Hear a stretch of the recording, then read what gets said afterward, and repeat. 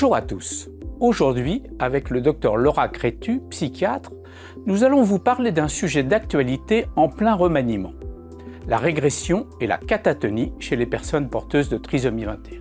La version que nous vous présentons correspond aux connaissances en 2023 et va certainement encore évoluer. La régression et la catatonie sont souvent confondues dans la littérature. L'utilisation des deux termes se référant parfois au même phénomène et d'autres fois à des phénomènes distincts. La régression peut être définie comme un déclin fonctionnel généralisé, souvent caractérisé par la perte de compétences précédemment acquises, telles que la gestion des activités quotidiennes. La catatonie, quant à elle, est un syndrome psychomoteur aux symptômes sévères et multimodaux. Elle peut être déclenchée par des troubles psychiatriques, des troubles neurodéveloppementaux, des pathologies médicales, des médicaments, des drogues récréatives et des traumatismes. Il s'agit d'une urgence diagnostique et thérapeutique pouvant engager le pronostic vital du patient. Les liens entre ces deux entités sont complexes, et si la catatonie entraîne bien une régression du comportement et des compétences, toutes les régressions ne sont pas de la catatonie.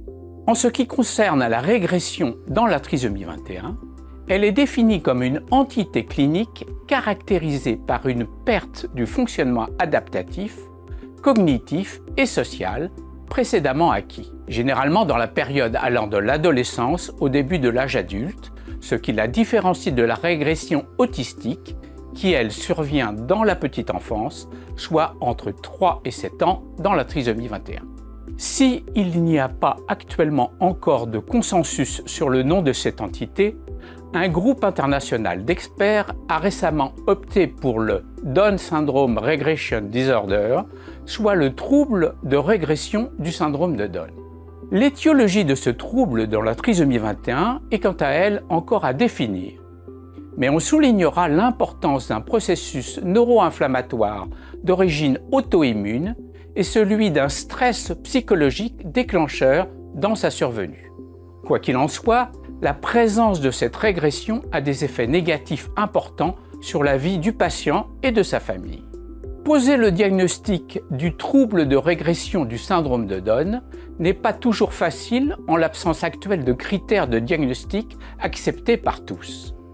Des travaux prometteurs portant sur une définition opérationnelle et le bilan diagnostique sont cependant en cours.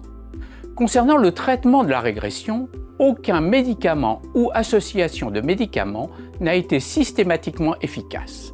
Plusieurs thérapies comme l'immunothérapie et la sismothérapie ont cependant montré certains bénéfices cliniques chez les patients avec régression, avec, dans la plupart des cas, une amélioration clinique progressive, bien que souvent incomplète.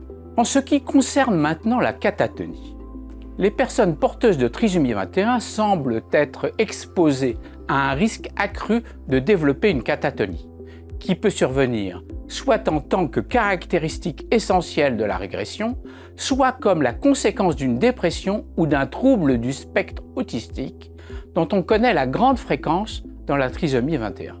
Quoi qu'il en soit, la catatonie dispose de ses propres critères de diagnostic dans la 5e édition du Manuel diagnostique et statistique des troubles mentaux de l'Association américaine de psychiatrie et bénéficie d'une échelle d'évaluation, l'échelle de Bush-Francis, dont il existe une forme pédiatrique et qui est la norme de référence pour le diagnostic et la surveillance de la catatonie.